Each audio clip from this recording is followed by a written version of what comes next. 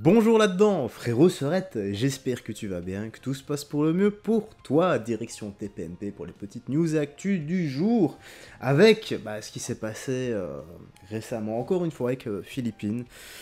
On va discuter, enfin ils vont discuter de tout ce qui est laxisme judiciaire, OQTF, etc. Et nous avons encore une fois Fabrice Divisio présent, qui est toujours extrêmement pertinent dans ce qu'il dit. Donc on va commencer. Avant ça, n'oublie pas le petit like et commentaire pour le soutien et le référencement. La vidéo risque de durer vraiment longtemps, surtout si je me mets à blablater, parce que là je vois que ça dure 16-17 minutes. Et ma conversion, moi, elle dure pas mal de temps quand je dois faire, quand je dois footer les parties de TPMP, parce que ça, je ne peux pas le balancer comme ça sans montage. Donc, je pense que je vais scinder la vidéo en deux. Bref, trêve de bavardage, allons-y. Donc je ferai une partie 1, partie 2, peut-être, on va voir. C'est que justement, il y a Claire qui est avec nous, qui a été victime d'un par un OQTF. Claire qui était déjà venue nous voir. Claire qui vraiment a un comportement exceptionnel et qui, par sa parole, essaie de faire bouger les choses pour ne plus que ça se reproduise. Et quand Claire apprend une affaire comme celle de Philippines, vous devez vous dire, mais et j'ai vu votre coup de gueule, vous vous dites, rien n'a changé. En fait, rien n'a changé. Non, bien sûr, rien n'a changé en un an. Et en fait, au final, je me rends compte que toutes les prises de parole, ça n'a servi à rien, malheureusement. Oui, c'est ça. En fait, vous vous battez, vous essayez de prendre la parole. Vous avez, on rappelle votre histoire, hein, vous avez été agressé par un OQTF. Vous avez été une histoire qui nous a tous bouleversés. C'est ça, exactement, dans le haut de mon immeuble, le 11 novembre 2023. Comme Philippines, c'était un homme qui était sous OQTF. Comme Philippines, c'était en plein milieu de la journée. Comme Philippines, c'était également un agresseur qui venait de sortir fraîchement de prison. Et aujourd'hui, forcément, votre vie, c'est plus la même. Non, bien sûr, tout. Voilà. Et t'as des politiques qui veulent régulariser tout ce qui est OQTF, sans-papier, etc. Voilà, donc même des sans-papiers qui ont commis des actes de criminalité, de délinquance. C'est quand même incroyable. C'est juste incroyable, c'est une folie. Tout a changé, il y a énormément de choses qui ont changé. J'ai quitté mon travail, j'ai fait un burn-out. Bien sûr. Ma vie change complètement et je pense que la vie des parents de Philippines aussi va changer. Mais le problème, Claire, vous avez dit, vous, votre vie a changé, mais la vie des OQTF n'a pas changé. Bah oui, parce qu'il n'y a rien à changer. Et c'est pourquoi, je le dis à chaque fois, pourquoi on est si énervé et bien sûr, et si triste, c'est que c'est une histoire qui aurait pu être évitée, bien sûr, une fois de plus, comme la vôtre. Je le dis à chaque fois, je le dis tous les soirs en ce moment, OQTF, obligation de quitter le territoire français. Après, on va nous dire ce que nous dit Anne-Sophie Lapix. Mais comment vous allez faire? Comment vous allez faire? Et mec, aujourd'hui, on n'est plus dans le truc, comment vous allez faire? On arrive, à chaque fois, on a réussi à débloquer de l'argent pour le Covid. Juste les gars, apparemment ça coûterait 1,3 milliard d'euros de renvoyer absolument tous les OQTF dans leur pays. Maintenant on a mis combien? Voilà, la politique a mis combien pour les Jeux Olympiques pour nettoyer la Seine? Je pose la question. Là tu as également Clémentine Autain qui demande des subsides à hauteur de 2,6 milliards d'euros. Par contre, voilà, 1,3 milliard, apparemment ça leur semble trop pour vivre un peu plus en sécurité en France. Voilà. Il faut mettre les moyens pour vivre plus en sécurité, il faut arrêter ce laxisme judiciaire, tout simplement. Réformer ce système judiciaire laxiste. On a fait jouer la planche à billets, on est d'accord? Pour les JO? Pour les JO, exactement. On a fait marcher la planche à billets aussi. Pour moi, là, les OQTF et la sécurité des Français, c'est la priorité. Donc on s'en fout, on fait marcher la planche à billets. Je vais vous dire, de toute façon, on a une dette tellement abyssale, qui est incroyable, qu'aujourd'hui, il faut faire marcher la planche à billets sur ce sujet. Elle l'a dit, Anne-Sophie Lapix, 13 800 euros par personne. Donne des milliards à l'Ukraine. Hein. Exactement, mais bien sûr. Oui, exactement. Même ça, mais il a raison. Les milliards à l'Ukraine. Je suis désolé, je ne dis pas qu'il ne faut pas les donner. C'est une priorité politique. Mais à un moment, il faut des priorités. Et moi, je vais vous dire, aujourd'hui, la vie de Philippines, la vie de Claire, pour moi, c'est une priorité. C'est la priorité numéro 1. Voilà, c'est insupportable. Je vais vous dire, et les Français, ils ne peuvent plus l'entendre, ça. On arrive à faire marcher la planche à billets pour plein de choses, vous l'avez dit, les JO, l'Ukraine, le Covid. Mais pourquoi on n'arrive pas à faire marcher la planche à billets pour ce qui aujourd'hui, voilà, pour nos enfants, pour nous, pour nos amis, pour les Français. Voilà, je vous le dis aujourd'hui. Bah parce qu'au bout d'un moment, il faut se rendre à l'évidence. Tout ça est voulu. S'ils ne veulent pas le faire, c'est que c'est voulu au bout d'un moment. Mais c'est pas eux qui sont touchés. C'est pas leurs enfants qui sont directement touchés. C'est pas leurs familles qui sont directement touchées par les OQTF. C'est le petit peuple, comme on est catégorisé.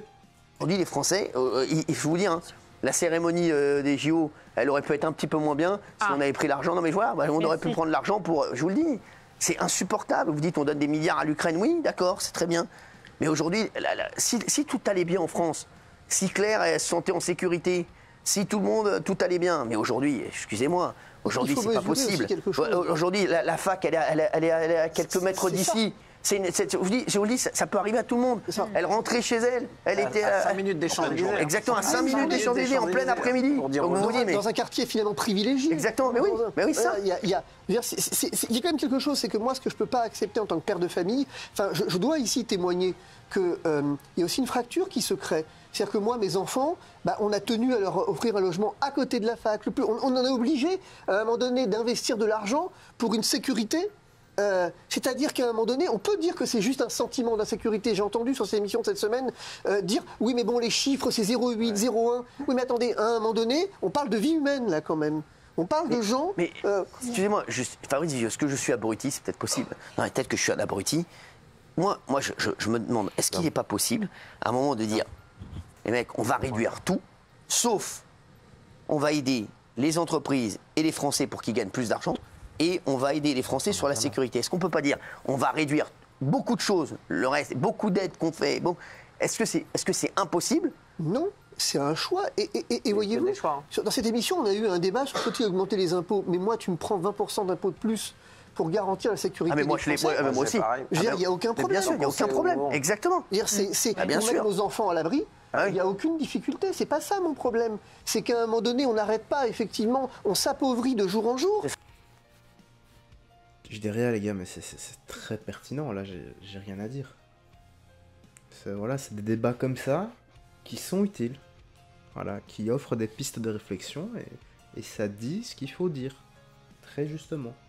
Et finalement, on est de plus en plus dans une situation d'insécurité de partout. Ça peut pas continuer. Et je voudrais, si tu me permets, juste un tout petit mot rapide.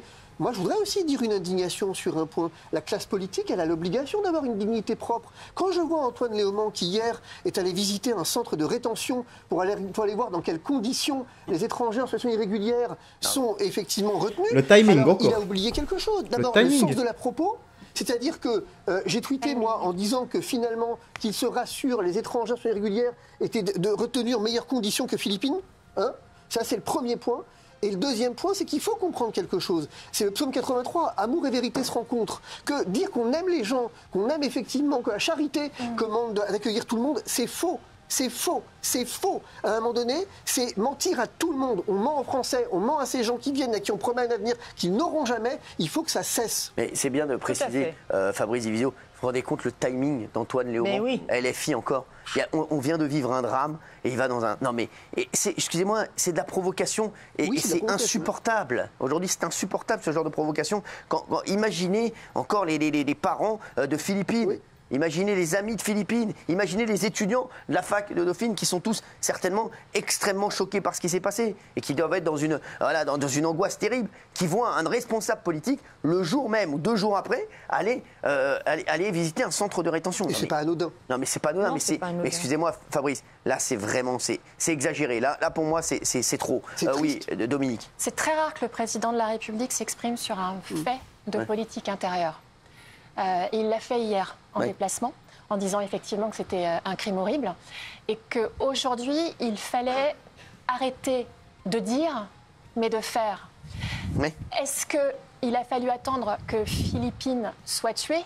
Est-ce que Claire, qui est vivante aujourd'hui, et heureusement, est-ce que déjà ça méritait pas qu'on fasse et pas simplement qu'on dise? Il en faudra encore combien? Mais c'est ça que... C'est là que j'allais y venir. C'est malheureusement la pauvre Claire, on en a la preuve, tous les jours, ça arrive, hein. Peut-être pas tous les jours par des OQTF, c'est ça que je veux dire, mais des V en tout cas, ça arrive tous les jours. Et il n'y a pas assez de peines et de sanctions en cours. Tout simplement. Je vais le redire parce que je sais, ça tourne en boucle, mais c'est la justice qui ne suit pas cette justice laxiste, pardon, qui est voilà, du laxisme judiciaire. Tout simplement, il faut réformer tout ce qui est jugement, tout ce qui est loi, et il faut être plus dur avec oui, les délinquants, ok, mais surtout les criminels. Surtout les criminels. Imagine, tu chopes un petit délinquant, tu le fais bosser pour un petit truc minime, pour un petit truc à la con, et tu le fais bosser 12 heures par jour, 7 jours sur 7 sur chantier, de 8h à 20h, sans être payé. Juste 2 semaines comme ça. Tu crois qu'il va vouloir retourner en prison pour un petit larcin à la con? Tu chopes un gars qui commet un V. Bon, le plus radical, ce serait couper l'arme du crime. Bon, malheureusement, comme nous sommes dans une partie du monde un peu plus civilisée, et parfois, voilà, on confond la gentillesse avec se laisser faire, etc. Et que tu as des gens qui en prennent, comment dire, en gros, tu donnes le doigt, on te bouffe le bras. C'est exactement la même chose, on te marche dessus. Bah, c'est un peu ça, parce que comme la justice ne suit pas, les criminels et délinquants, surtout les criminels, se sentent tout permis, tout privilégié. Est-ce que c'est de leur faute, sincèrement? Non, oui, c'est de leur faute ce qu'ils font, mais je veux dire par là, c'est en partie à cause de la justice également. Parce que si on réformait tout ce qui était jugement, tout ce qui était prison, et tout ce qui est en prison, travaux forcés, 7 jours sur 7, chantier, 12 heures par jour, pour moi, en tout cas, tu réduis au moins de moitié. Au moins de moitié. Maintenant, tu auras toujours des fous, des psychopathes, et dans ces cas-là, tu fais une fois, tu récidives, guillotine. Voilà. Ça fonctionnait très bien, hein, il y a 200 ans d'ici. C'est juste comme je dis, on est un peu plus civilisé. Mais est-ce qu'on peut appeler ça un acte de... être civilisé, de V des gens? Non. Pas pour moi. Allez, la suite. En fait. Exactement. Claire, Voilà. quand toi, t'as appris l'histoire de Philippines, ça te fait quoi?